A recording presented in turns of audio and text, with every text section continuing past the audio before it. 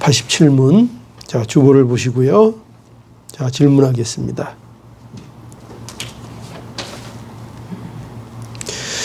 생명에 이르는 회개란 무엇입니까? 생명에 이르는 회개란 구원의 은혜인데 이로써 죄인이 자기 죄를 바로 알고 그리스도 안에 있는 하나님의 자비를 깨달아 자기 죄에 대하여 슬퍼하고 미워하며 새롭게 순종하고자 하는 굳은 결심과 노력으로 죄에서 떠나 하나님께로 돌이키는 것입니다. 아멘. 예, 좋습니다.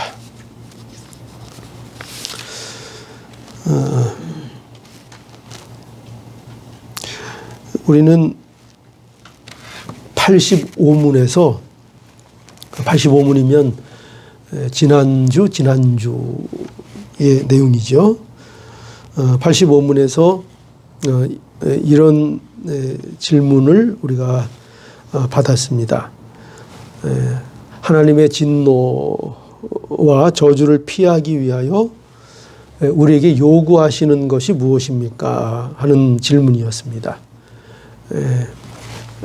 하나님의 진노, 하나님의 저주, 그것을 피하기 위해서 우리에게 요구되는 것이 있고 그것이 무엇이냐 하는 것이 질문이었고 그 답을 우리에게 세 가지를 가르쳐 주었습니다.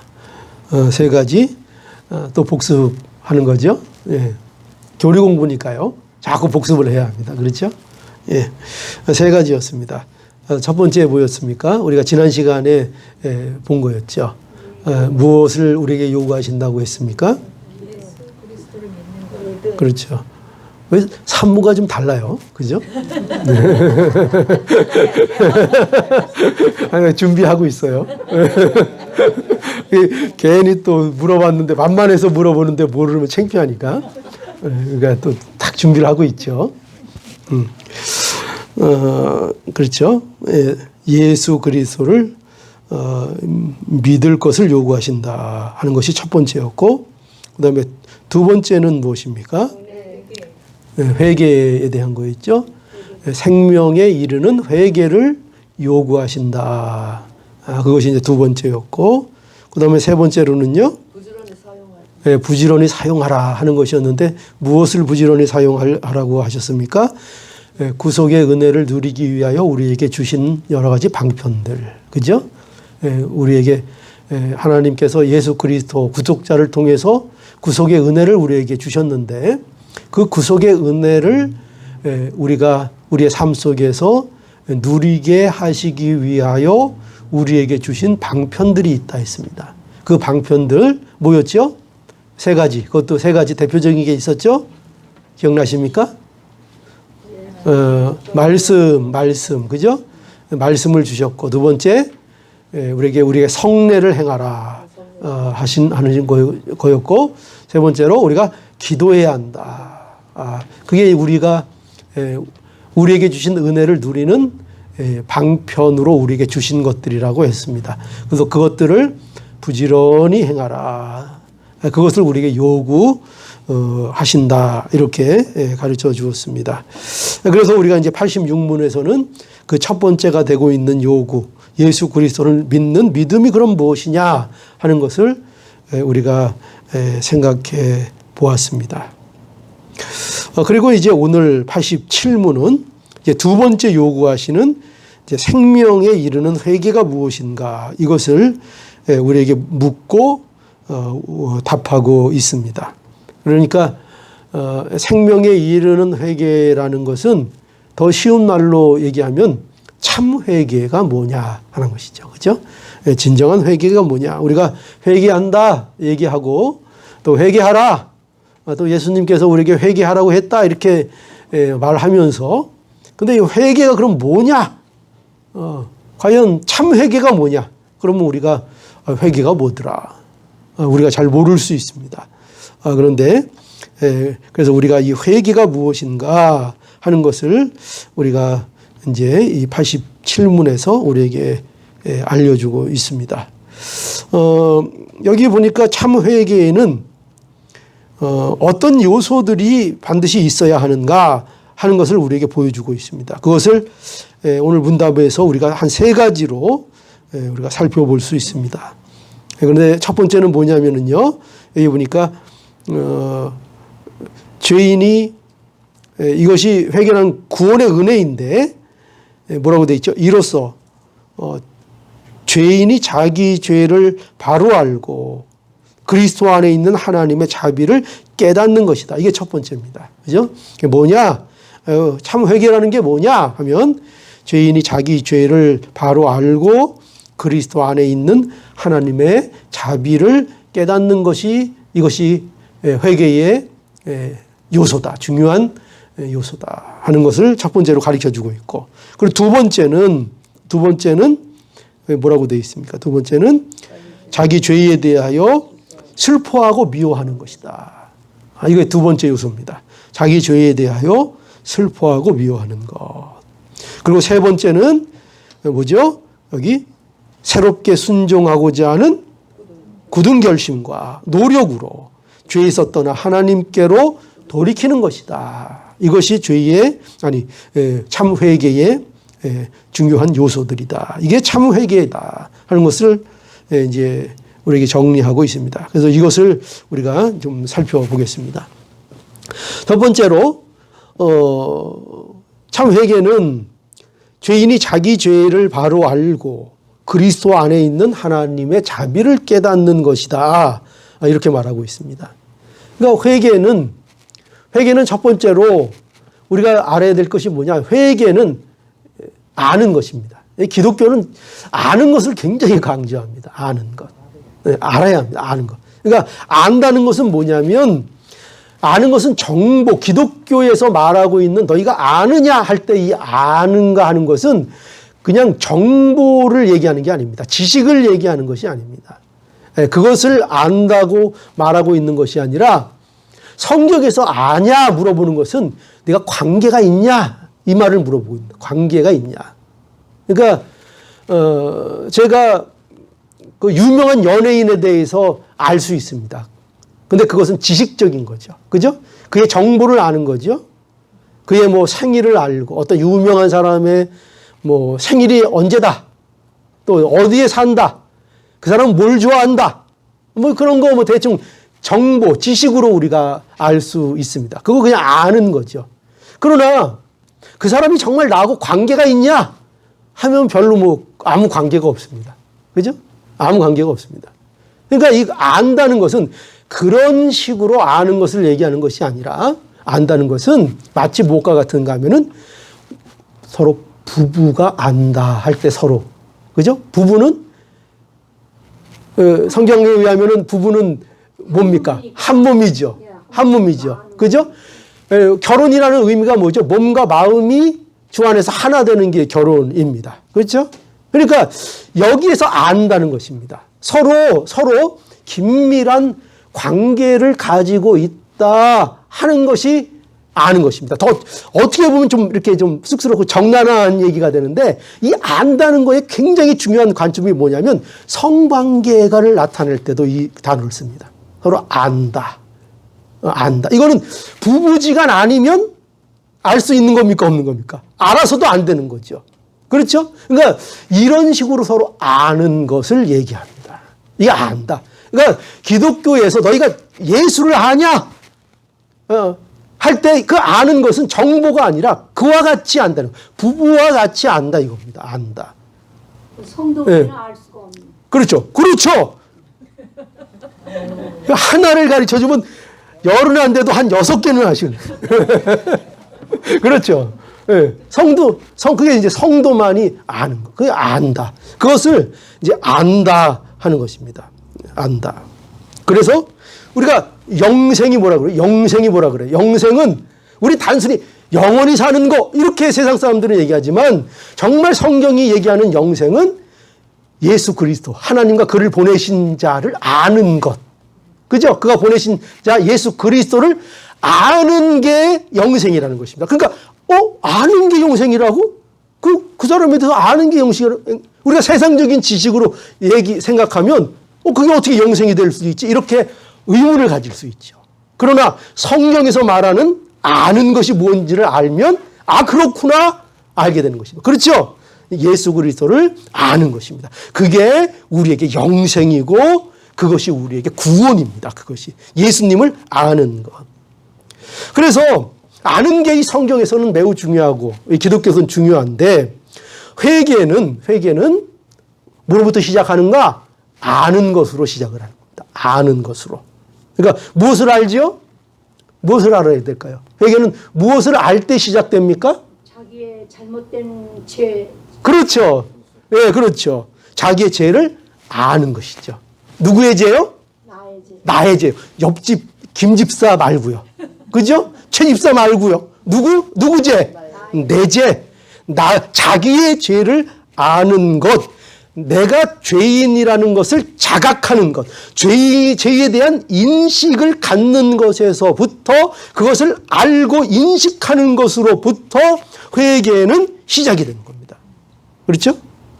그러니까 이 회개라는 것은 그래서 안다는 것은 자신의 죄를 안다는 것은 생명의 증상이라는 것을 알아야 합니다. 생명이 있는 증상이에요.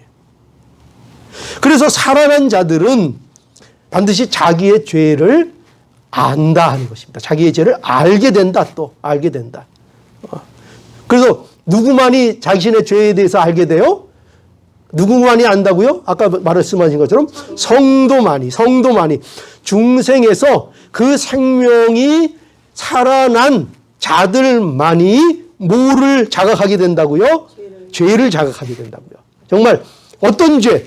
하나님 앞에 죄인이구나를 자각하게 된다고요. 그리고 진짜 이 모든 것들이 얼마나 심각한 죄상인가를 비로소 알게 된다고요.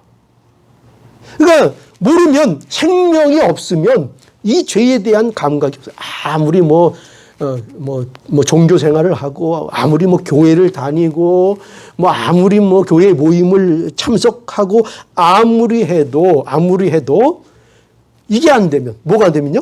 그러니까 내가 죄인이구나.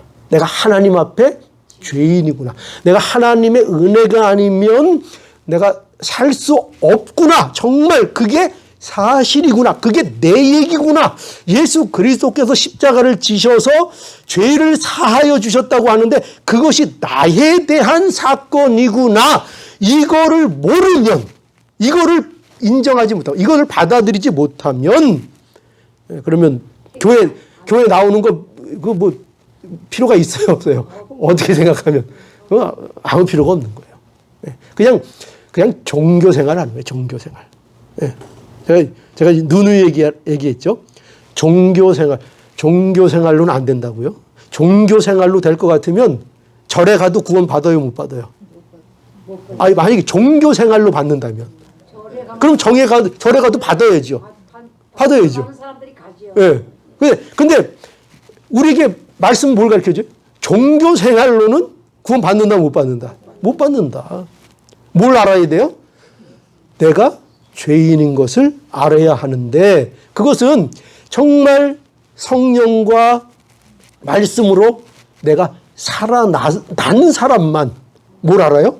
내가 하나님 앞에 죄인이구나를 알게 되는 것이죠. 죄에 대한 자각. 그래서 살아난 자들만이 죄를 알게 되죠. 하나님께서 그럼 여러분 한번 생각해 보세요. 하나님께서 왜 우리에게 이렇게 죄라는 것을 인식하게 만드셨을까요? 왜 우리를 살려놓으시고, 그러니까 여러분 우리가 성도가 되면 죄책감이 없어지는 게 아니에요. 죄책감은 있어야 돼요, 없어야 돼요? 있어야 돼요.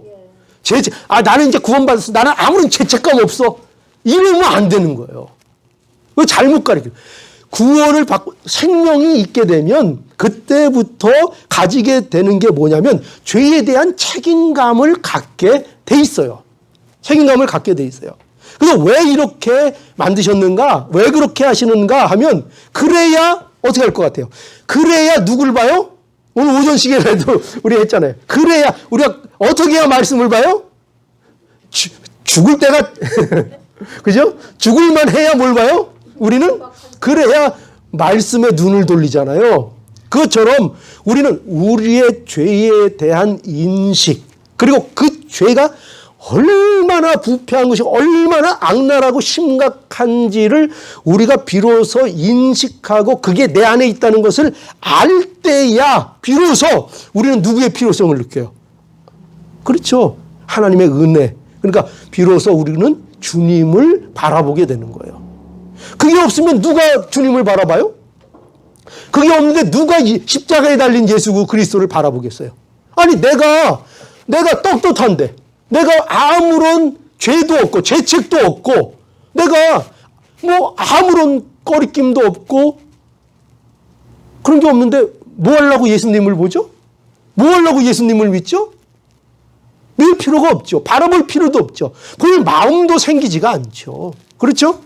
그런데 우리 안에 우리가 가진 이 죄, 내가 죄악 덩어리구나.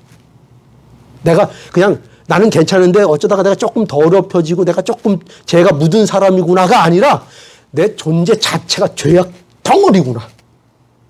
구제불능이구나.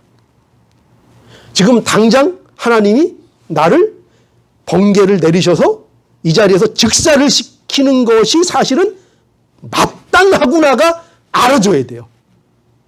이거를 인정하지 못하면요, 솔직히 저는 장담 못해요. 기독교인.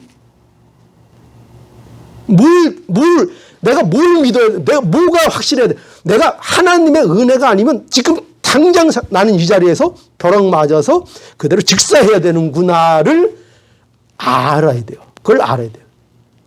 그걸 모르면 안 돼요. 그걸 알아야 돼요. 그래서 우리가 누굴 봐요? 우리가 말도 안 되는 예수 그리스도를 바라보잖아요. 그 믿을 수 없는 예수 그리스도를 바라보잖아요. 이것이 있기 때문에 우리 안에 죄에 대한 감각, 죄에 대한 인식이 있고 죄를 보게 되기 때문입니다. 그래서요, 인간은 자기 밑바닥을 보지 않고는 신앙이라는 것을 할 수가 없어요. 자기 밑바닥을 만나지 않고 기독교 신앙이 그에게 있다? 이거는 복잡하게 좀 생각해야 돼요. 반드시요, 기독교 신앙을 하는 사람들에게 있어서는 자기 밑바닥을 봅니다. 자기의 밑바닥, 인간의 밑바닥. 무엇을 통해서요? 예수 그리스도의 십자가를 통해서. 십자가 안에서 자기를 바로 만나지 못하면은요, 신앙생활은 불가능해요. 그러니까 언제나 신앙생활은 그걸로 시작하는 거예요. 언제나 우리가 참된 신앙생활은, 그래서 예수 그리스도 없이 신앙생활은 불가능해요. 언제나 예수 그리스도를 만나야 하고 예수 그리스도 안에서 내가 어떤 존재라는 것을 보아야만이 우리가 신앙을 하게 되는 거예요. 신앙을. 자, 그래서 우리가 뭘 알아야 된다? 첫 번째, 죄를 알아야 한다. 네, 죄를 알아야 한다. 그런데요, 죄를 알면 이제 또 알게 되는 게 있어요. 죄를 아는 사람들은 반드시 또 알게 되는 게 있죠. 그게 뭐냐면 그리스도 안에 있는 하나님의 자비를 알게 돼요. 자, 첫 번째 회개는 뭐를 먼저 알게 된다고요? 자기의 죄를 알게 되고, 자기의 죄를 정말 보게 된 사람들은 이제 뭘 알게 된다고요? 그리스도 안에 나타난 하나님의 자비를 알게 돼요. 그 일 많이 하신 분들은 아시죠? 현장에서. 그 건물을 건축할 때 그 옆에다가 그 먼저 짓는 게 있어요. 이렇게 뭐라 그러죠? 그 용어가 있던가요? 이렇게 왜 인부들 옷도 벗어놓고 거기서 옷도 갈아입고 사무실로 임시로 쓰는 가건물 같은 거를 옆에다 먼저 하나 세워놓고 그리고 건물을 짓죠. 한바라 그래. 하여튼 그런 게 있어요. 왜 있는데, 그런데 그 건물을 예를 들어서 한 1억을 들여서 졌어요. 1억을 들여서. 자, 그러면 한번 생각해. 이 사람이, 건축하는 사람이 그 옆에다가 건물을 짓기 위해서 옆에다가 1억짜리 임시 사무소를 지었어요. 그렇다면 이 건물은 도대체 최소한 어떤 건물을 지을 것 같아요? 그건 아주 뭐 100배나 되는. 그럼요. 아주 그냥 제가 원하는 답이 싹싹 나오네요. 그렇죠? 그러면 임시형 건물을 1억을 줬으니 그건 굉장히 바로 그거예요. 임시용 건물을 1억짜리를 줬다면 도대체 이거죠. 도대체 그러면 그 옆에다가 도대체 얼마짜리 집을 지으려고 1억짜리 임시사무소를 줬냐 이거예요. 그러니까 그거를 볼 때에 이 사람이 앞으로 하려는 규모를 짐작할 수 있는 거죠. 그죠? 그와 마찬가지라는 거예요. 우리가 우리의 죄가 어떠함을 알고 그 죄에서 도대체 나를 구원하셨다면 그러면 도대체 그 깊은 데서 우리를 구원하신 하나님의 사랑, 나에 대한 자비, 우리에 대한 자비, 그것은 얼마나 큰 것이고 얼마나 넘치는 것인가 하는 것을 우리가 알게 된다는 거죠. 그러니까 반드시 이거예요. 반드시 우리는 우리 자신이 은혜로 살아나야 우리 자신의 모습을 보게 되고 죄가 무엇인지를 보게 되고 그 우리 자신을 만난 자라야 하나님이 어떤 자비로 우리를 구원하시는 하나님인 것을 우리가 알게 된다는 거예요. 그러니까 여러분 보세요. 우리에 대해서 알게 되는 것도 하나님에 대해서 알게 되는 것도 다 우리가 알게 되는 거 있어요? 다 뭐 때문에 알게 되는 거예요? 하나님의 은혜로 인하여 모든 것이 알게 되는 거예요. 내 자신도. 그러니까 하나님의 은혜가 없으면요. 인간은 어떤 존재예요? 내가 누군지도 몰라요. 하나님이 누군지도 몰라요. 끝까지 모르는 거예요. 다만 은혜를 입으면 우리가 주님의 은혜로 우리의 영혼이 거듭나고 중생하면 이 모든 것들이 이제 우리에게 보이고 알게 되는 거죠. 그래서 우리가 뭘 알아야 합니까? 참 회개는 첫 번째로 알 수 있는 게 이거죠. 참 회개는 뭐가 필요하냐 할 때 자신과 하나님에 대한 바른 지식이 있어야 회개라는 게 되는 거예요. 여러분 명심하십시오. 회개는 그냥 뭐 내가 막 아무렇게나 뭐 그냥 밑도 끝도 없이 내가 회개합니다로 되는 게 아니에요. 아무나 할 수 있는 것도 아니에요. 회개는 반드시 뭘 알아야 돼요? 내가 누구인지, 내가 어떤 죄를 지었는지를 아는 그 바른 지식, 또 하나님에 대한 바른 지식이 있어야 참 회개를 할 수 있는 거예요. 당연한 거 아니에요? 자신의 죄도 모르는데 어떻게 회개를 하죠? 자신의 죄도 모르고 또 우리를 누가 용서해 주시는 거예요? 하나님이 용서해 주시는데 하나님이 누구인지도 모르는데 뭐 어떤 회개를 한다는 거예요? 그러니까 여러분 놀랍죠? 회개는 그냥 하면 되는 건 줄 아는데 그냥 무조건 다 할 수 있는 건 줄 알았는데 그게 아닌 거예요. 회개는 반드시 자기에 대한 바른 지식, 하나님에 대한 바른 지식이 있어야 회개라는 게 되는 거예요. 그거 없으면 회개가 안 돼요. 회개라는 게 성립이 안 됩니다. 그 다음에 두 번째로 여기 자기 죄에 대하여 슬퍼하고 미워하는 것이다 이렇게 되어 있습니다. 참 회개는요. 그러니까 아는 것으로 끝나는 것이 아니라 정말 아는 것은 이제 어떻게 돼요? 죄를 알면 이제 그 다음으로 뭐가 오해요? 이제 느낌이 있는 거예요. 느껴야 되는 거예요. 느낌. 그렇죠? 느낌. 어떻게 느껴야 되는가? 무엇을 느껴야 되는가? 자기 죄에 대한 슬픔. 그죠? 그리고 죄에 대한 미움. 거기에 굴복하고 그 죄의 종로로 타면서 살던 자신에 대한 미움. 이런 것들을 느껴야 되는 거예요. 그러니까 아는 것으로 끝나는 것이 아니에요. 정말 아는 것은 뭐로 이어져요? 감정으로 이어지죠. 느낌으로 이어지죠. 그냥 나는 이런 것 아는데 근데 그게 뭐 이렇게 되는 게 아니에요. 알면 그 아는 것이 정말 아는 것은 내 마음을 어떻게 해요? 내 마음을 움직이잖아요. 그죠? 내 마음을 변화시키잖아요. 그래서 내가 정말 죄를 알고 되면은 죄를 알게 되면은 그 죄에 대한 슬픔과 미움을 가지게 된다는 거죠. 그래서 하나님이 무슨 마음을 기뻐하신다고요? 어떤 마음? 상한 마음. 그래서 상한 마음이에요. 상한 마음이 어떤 거예요? 슬픈 마음이죠. 자신의 죄들을 미워하는 마음, 그게 상한 마음이잖아요. 그것이 하나님 앞에 참다운 제사가 되는 거예요. 그래서 또 예수님이 또 어떤 마음은 복이 있다고 하셨어요? 애통하는 마음. 그죠? 죄에 대해서 애통하는 그 마음을 갖는 그 마음이 복이라고 말씀해 주신 겁니다. 그래서 참 회개는요. 자, 첫 번째로 참 회개는 죄를 알고 하나님의 자비를 아는데 그것이 뭐로 이어진다고요? 그것이 자신의 죄에 대한 슬픔과 미움으로 반드시 이어진다 하는 거죠. 그죠? 그게 회개예요. 그 죄를 미워하지도 않고 죄에 대해서 슬퍼하지도 않으면서 나 회개했다? 그건 말이 안 되죠.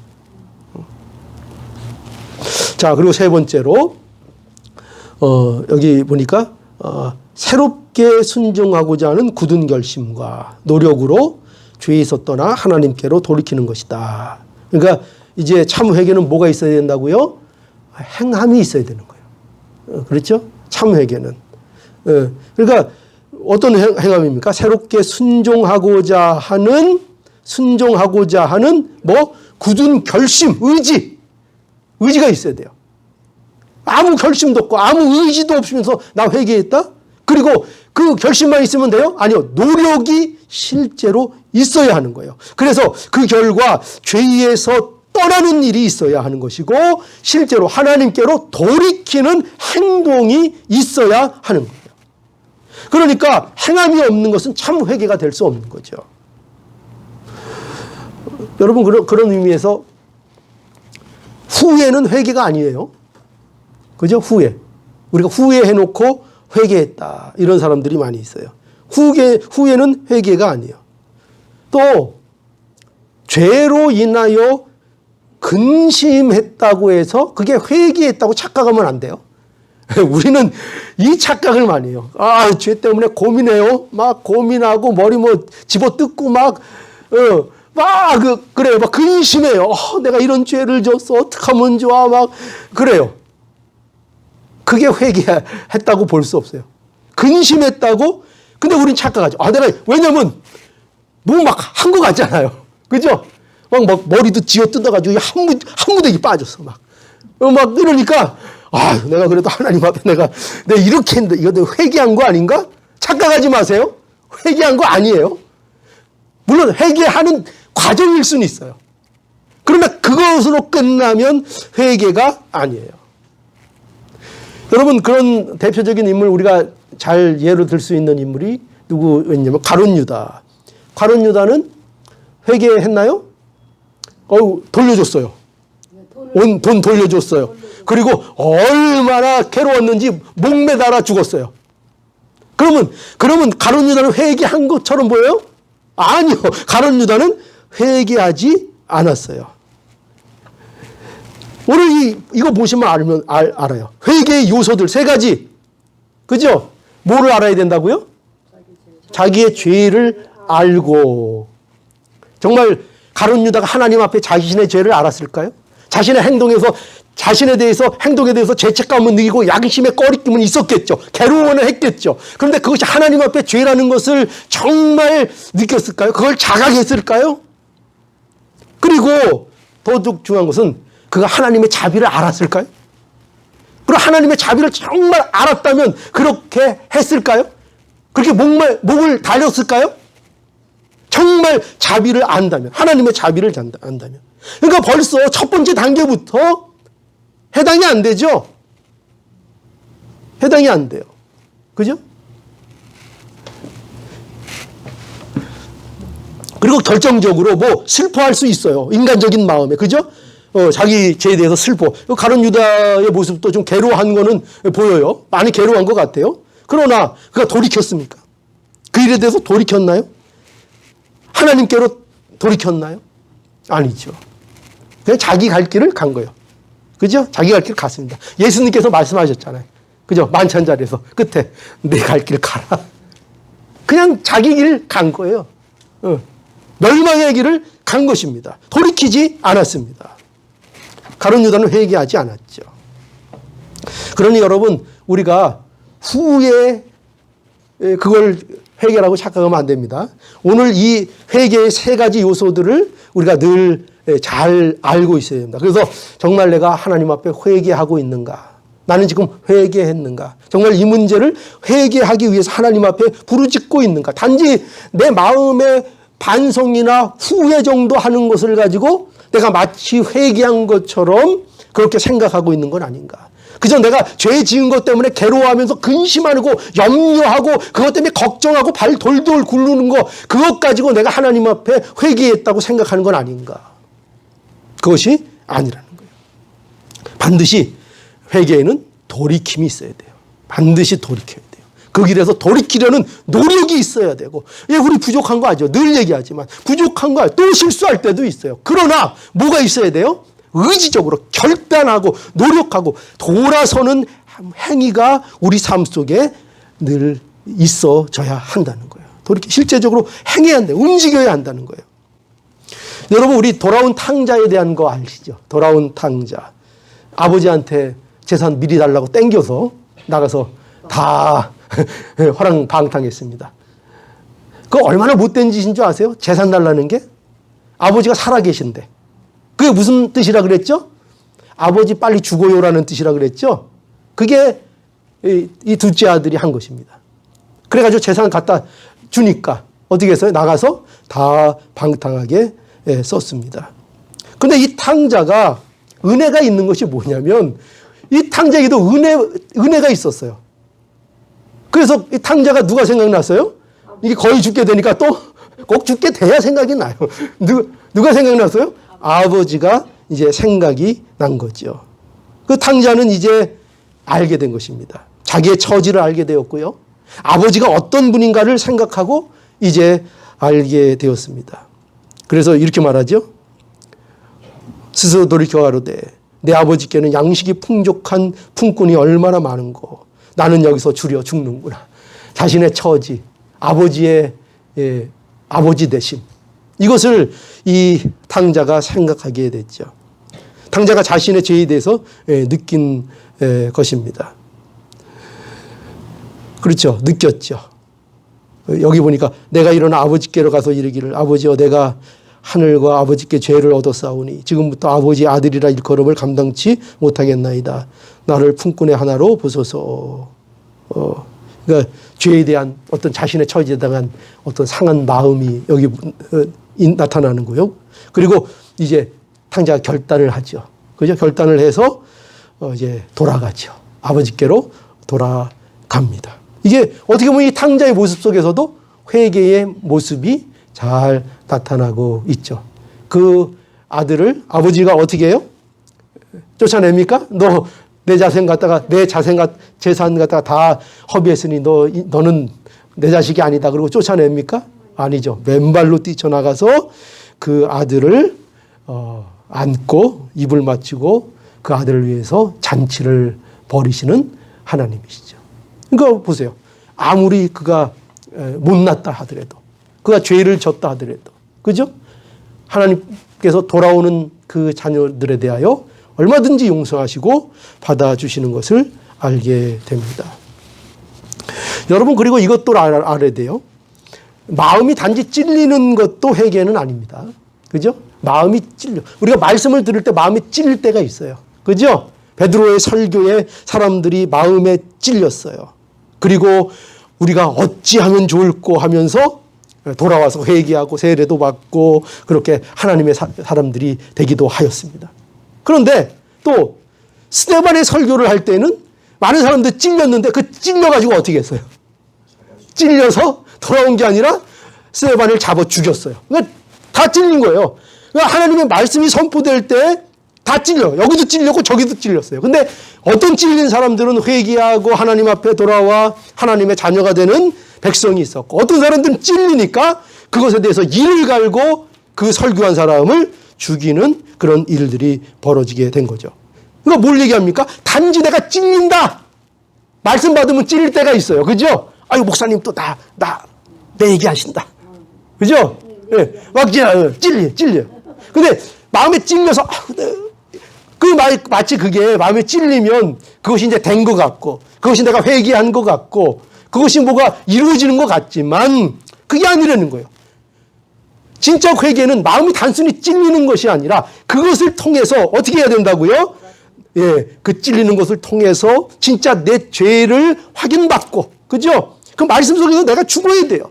말씀 속에서 죽고, 그리고 그 죄에 대한 미움이 생기고, 그래서 돌이켜야 되겠다는 결단이 생기고, 실제로 삶 속에서 그 문제를 내가 지금 하나님 앞에 저지르고 있는 어떤 일들에 대하여 돌이키는, 정말 믿음으로 사는 그 행함이 있는 그 길로 나아가야 한다는 것입니다. 여러분, 하나님은 우리에게 정말 생명에 이르는 회개를 요구하십니다. 그렇죠? 이 용서를 회개를 통해서 우리에게 주십니다. 그런데 이 모든 회개의 역사가 오늘 또 보면은 전체적으로 시작할 때 뭐라고 되어 있는가 하면은 구원의 은혜인데, 이렇게 되어 있습니다. 구원의 은혜인데. 그러니까 예수 그리스도를 믿는 믿음도 뭐라고 시작합니까? 이는 구원의 은혜인데, 이렇게 시작했죠. 그리고 여기 우리에게 생명에 이르는 회개도 뭐냐? 그 회개도 구원의 은혜인데. 이것도 회개도 그러니까 뭐예요? 우리에게 주시는 하나님의 은혜입니다. 회개도 은혜예요. 역시 회개 역시 우리가 만들어내지 못합니다. 우리에게 요구하고 계시지만 우리가 만들어내는 것이 아니에요.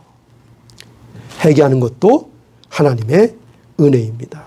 에스겔서 36장 26절로 27절 또 새 영을 너희 속에 두사 새 마음을 너희에게 주되 너희 육신에서 굳은 마음을 제하고 부드러운 마음을 줄 것이며, 또 하나님께서 그죠? 성령의 역사를 통해서 우리에게 굳은 마음을 제해 주시고 부드러운 마음을 줄 것이라고 말씀하고 있죠. 이게 뭐죠? 이게 어떤 마음이에요? 이게 회개하는 마음인 거예요. 이 부드러운 마음. 하나님께서 회개하는 마음을 안 주시면 회개 못 하겠네요. 그럼요. 안 주시면 못 하죠. 그럼 나는 안 주시면 못 하니까 나는 아무것도 안 해야지 이래라 그랬어요? 아니죠. 근데 요구하신다 그랬죠. 생명에 이르는 회개를 하라 그러셨잖아요. 그러면 나는 어떻게 하면 되는 거예요? 하면 되는 거예요. 하면 그 하나님의 말씀대로 용서함을 그 회개를 통해서 오는 거예요. 그런데 하나님의 사람이 아닌 사람들은 뭐라 그래요? 안 하는 거예요. 안 하는 거예요. 그거에 대해서 감각이 없는 거예요. 그러나 우리에게 은혜지만 지금 계속 그 강조하고 있죠. 모든 것이 은혜지만 우리에게 또 어떻게 하신다고요? 그거를 은혜니까 너희들 가만히 있어. 그게 아니라 그랬죠. 너에게 은혜로 주시니까 염려하지 말고 어떻게 하라는 거예요? 구하라는 거예요. 은혜니까 구하라는 거예요. 너희들이 안 되는 거면, 은혜가 아니면 너희들 아무리 구해도 필요 없어. 회개해도 필요 없어. 그렇잖아요. 은혜가 아닌데 내가 회개하면 뭐예요? 은혜가 아닌데 내가 믿으면 뭐예요? 그런데 은혜라는 거예요. 은혜니까 구하라는 거예요. 은혜니까 하라는 거예요.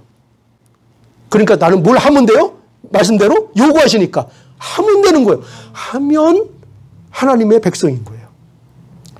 내가 은혜가 아니면 못한다고 했으니까 내가 한번 안 해볼까? 안 하면 내가 아닌가? 그러니까 하나님하고 괜히 밀당하지 말고, 그렇죠? 믿음의 고백을 누가 해요? 구원 받은 사람이 하는 거예요.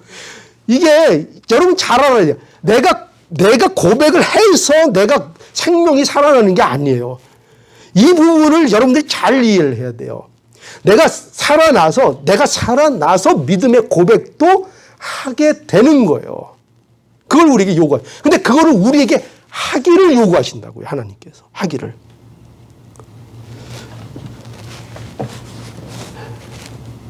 아버지가 내가 너 훌륭하게 할 거야. 내가 모든 걸 예비해 놨어. 나쁜 아들은 어떻게 한다고요? 아버지가 다 해주실 거니까 나는 오늘부터 놀아야지. 이렇게 된다고요. 이게 아버지가 어떤 분인지 아버지의 의도를 전혀 모르는 거죠. 그러나 정말 아버지의 의도를 알고 그 관계를 아는 아들은 그래요? 저에 대해서 모든 걸 준비하셨어요? 그럼 오늘부터 저 이제 희망을 가지고 열심히 할게요. 이렇게 되는 거예요. 이렇게 되는 거예요. 그러니까 여러분 그런 의미에서 우리가 이게 세상에서도 병, 우울증 이런 거 있잖아요. 그죠? 그런 것도 사실은 믿음을 잘 쓰면 우울증도요, 많이 해결이 됩니다. 왜 그럴까요? 희망이 있거든요, 희망. 우울증의 가장 대표적인 원인이 뭐냐면요, 희망이 없는 거예요, 희망. 미래가 없고 희망이 없는 거예요. 그러나 우리가 하나님을 알게 되면요, 우리 인생의 가장 근본적인 변화가 뭐냐면 소망이 생기는 거예요. 소망. 우리가 절망하지 않아도 됩니다. 예. 하나님께서 우리에게 하나님의 진노와 저주를 피할 수 있도록 우리에게 예수 그리스도 주시고 우리에게 생명에 이르는 회개를 이제 요구하십니다. 그러니까 우리의 삶에 이 참된 회개가 자꾸 일어나는 것, 이게 우리에게 복인 줄 아시고 날마다 생명에 이르는 회개를 통해서 날마다 주와 가까워지시는 저와 여러분들이 되기를 간절히 바랍니다. 예.